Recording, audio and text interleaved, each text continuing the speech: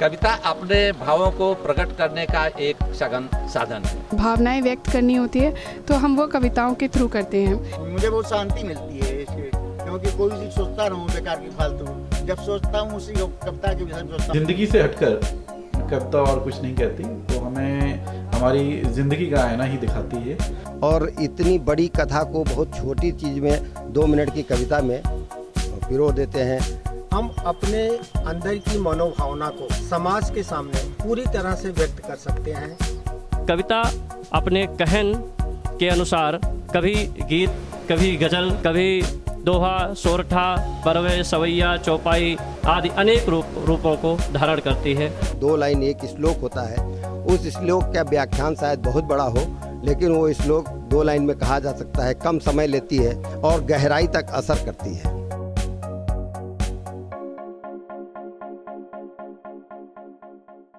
कविता हमारे जीवन में मधुरता लाती है, संगीत लेके आती है, वह जीवन में रस, आनंद और एक जोश लेके आती है।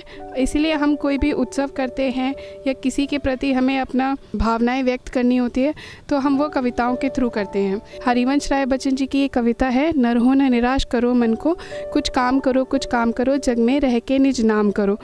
एनटीपीसी ने जीवन संवारा, जीने का एक नया तरीका सिखलाया।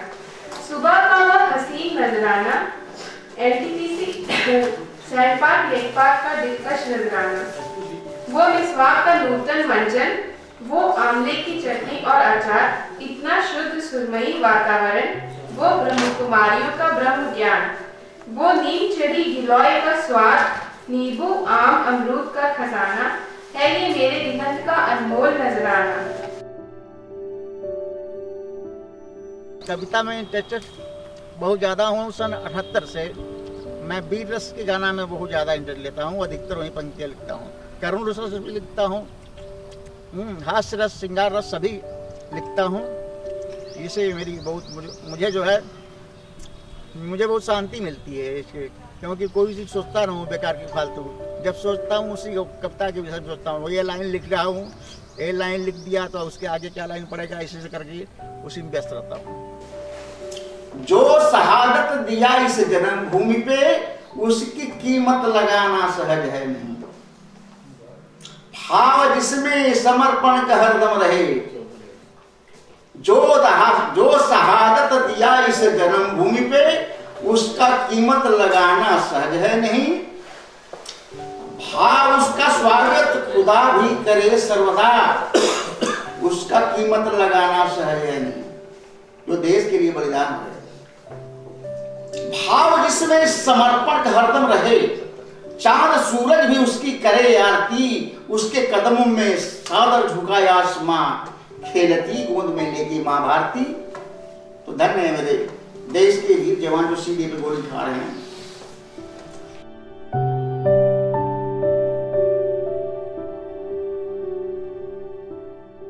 कविता एक चिंतन की विषय है। कविता अपने भावों को प्रकट करने का एक सघन साधन है। इसके द्वारा हम अपने भावों को अपने समाज के सामने रख सकते हैं।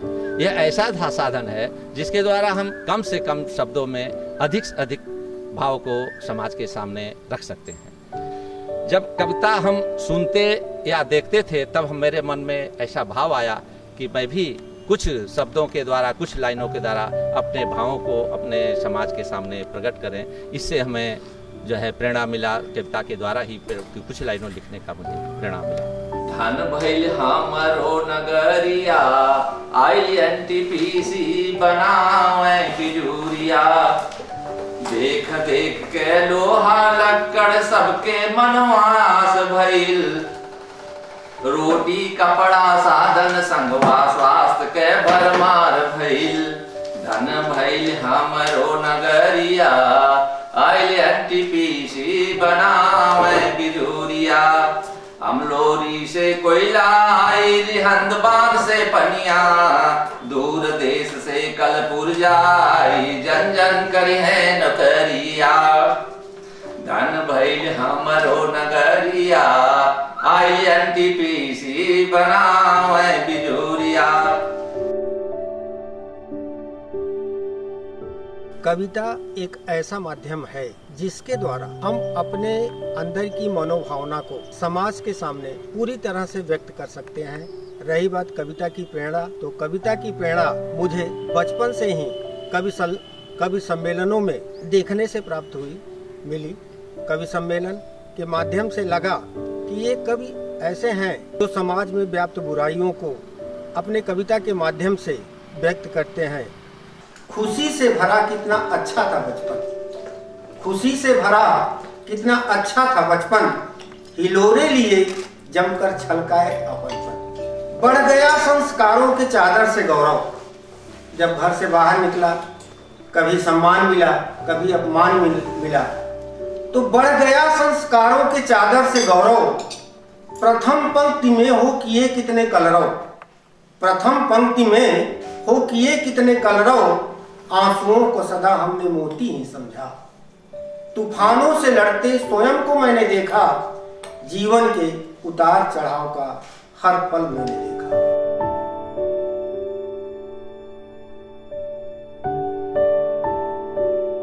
कविता एक ऐसा माध्यम है जिसके द्वारा मनुष्य उन सभी भावों को भी अभिव्यक्त कर पाता है जिन्हें भौतिक रूप से अभिव्यक्त करना सरल नहीं होता है। अतः मेरी दृष्टि में कविता मनुष्य के भावों, अनुभवों आदि को सरलतम और मधुर सुरमयी रूप में प्रस्तुत करने का एक तरीका है।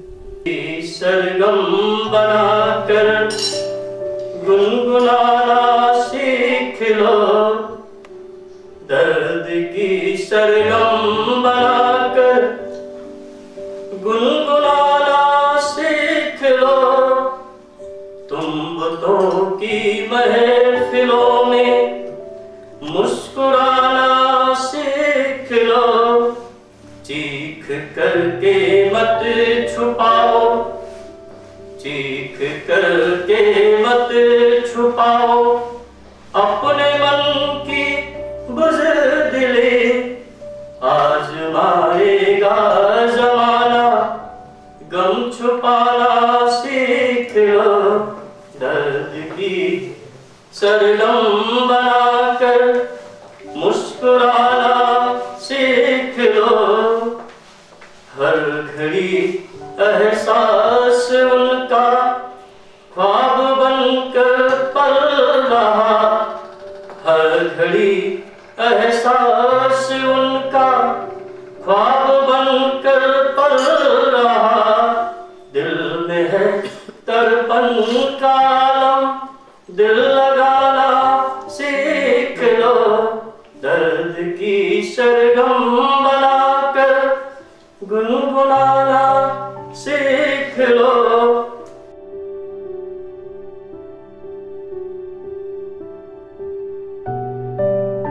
कविता की प्रेरणा हमें, जब मैं शायद क्लास 6 या 8 में था, तो हमारे एक टीचर थे संतोष कुमार आदिम।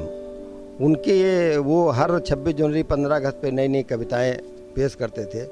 मुझे लगता था कि ये कैसे शब्दों को पिरो लेते हैं और इतनी बड़ी कथा को बहुत छोटी चीज़ में 2 मिनट की कविता में पिरो देते हैं, क्या मैं नहीं कर सकता। वो भाव कहीं दबे रहे और जब मुझे अवसर मिला तो धीरे धीरे मैंने जो है पहले 2 लाइन बनाई, फिर 4 लाइन बनाई। कल कभी आता नहीं, इसमें शायद आपको मज़ा ना आया हो।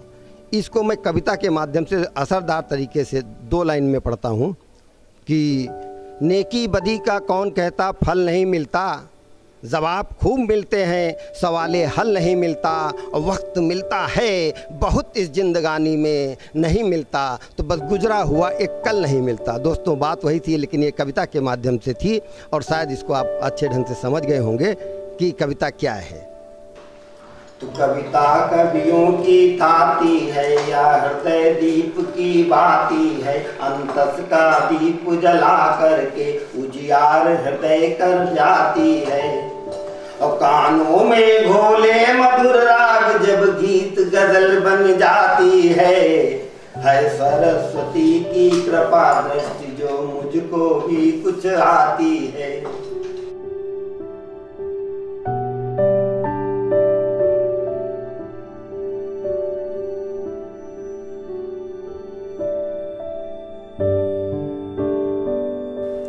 कविता मैं पहले शुरू से मैं लिखता रहा। टेक्निकल होने के बाद भी हिंदी मुझे लिखने में अच्छा लगता था। रिहन आने के बाद एनटीपीसी हिंदी भाषा विभाग द्वारा प्रेरणा मिलने से और हिंदी साहित्य मंच गठन होने के बाद मुझे इसमें और ज़्यादा लिखने का अवसर मिला। उसके बाद मैं लगातार कविताएं लिखता रहता हूँ। ज़्यादातर मैं व्यंग लिखता हूँ और मुझे जो है विष्णु सक्सेना कवि जो हैं उनकी प्रेरणा ज़्यादा मिलती है। उनकी कविताएं सुनता हूँ और उसी से ज़्यादा लिखने की कोशिश करता हूँ। दंगे की खबर सुन जी घबराता है। दंगे की खबर सुन जी घबराता है। कौन कितना मरा की खबर आता है। दंगे की खबर सुन जी घबराता है। कौन कितना मरा की खबर आता है। अब तक के दंगों की सूची उठाया। अब तक के दंगों की सूची उठाया। हर गणित लगाया पर समझ में नहीं आता है। अब तक के दंगों की सूची उठाया। हर गणित लगाया पर समझ में नहीं आता है। दंगे में पब्लिक पुलिस अधिकारी मरा पर नेता कैसे बच जाता है। दंगे में पब्लिक पुलिस अधिकारी मरा पर नेता कैसे बच जाता है। दंगे पर बहस कुछ सहायता कुछ आश्वासन मिल जाता है। दंगे पर बहस कुछ सहायता कुछ आश्वासन मिल जाता है। दंगे का मतलब तब समझ में आता है जब दंगे में कोई अपना मर जाता है। फिर दंगा सुन करके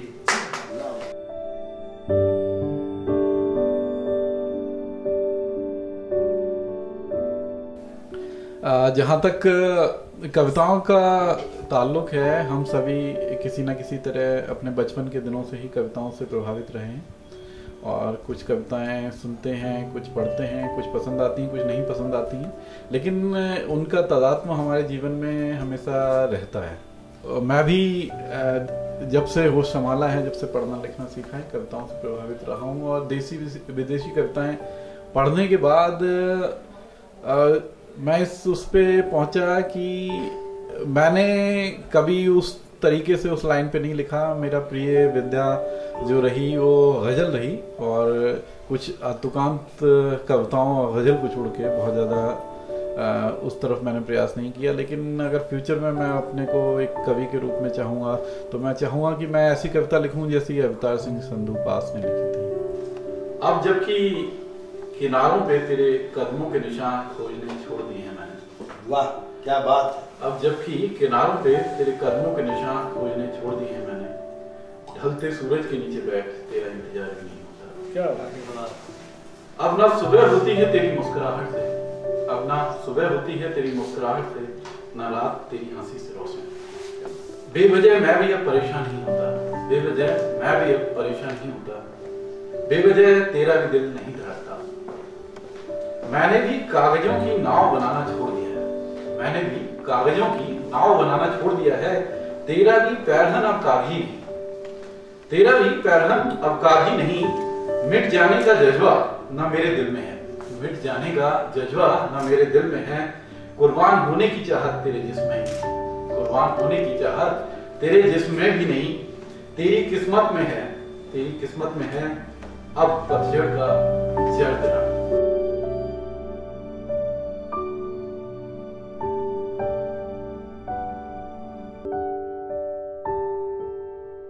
मैं कहना चाहूँगा कविता अपने विचारों को प्रस्तुत करने का सबसे पवित्र माध्यम है। मेरी कविताओं में मेरे विचार झलकते हैं। मैं अपनी शुरुआत की कविता आपको सुनाना चाहूँगा। शीर्षक है उद्गार। प्रभु तूने क्या सुख पाया जो तूने मुझे बनाया, अपने से किया मुझे परे तब नैन तेरे क्यों न भरे। छोड़ा मुझे निर्जन वन में तब क्यों दर्द हो रहा तेरे मन में। दिया मुझे यह काया नश्वर, यह क्या किया तूने ईश्वर। न जाने कितने दिन से निकल न पाऊं इस मरीज का वन से। मन तड़पे पाने को तुझको, क्यों त्यागा है तूने मुझको। ये तेरे दर्शन का प्यासा, देता क्यों न मुझे दिलासा। दया कर प्रभु पास बुला ले, गोद में न सही चरणों में बिठा ले। कविता लिखने की प्रेरणा मुझे अपनी हिंदी की पाठ्य पुस्तकों से प्राप्त हुई और कक्षा 8-9 से ही मैंने कविताएं लिखने शुरू कर दी थी। अभी तक लगभग मैंने 200 कविताएं लिखे हैं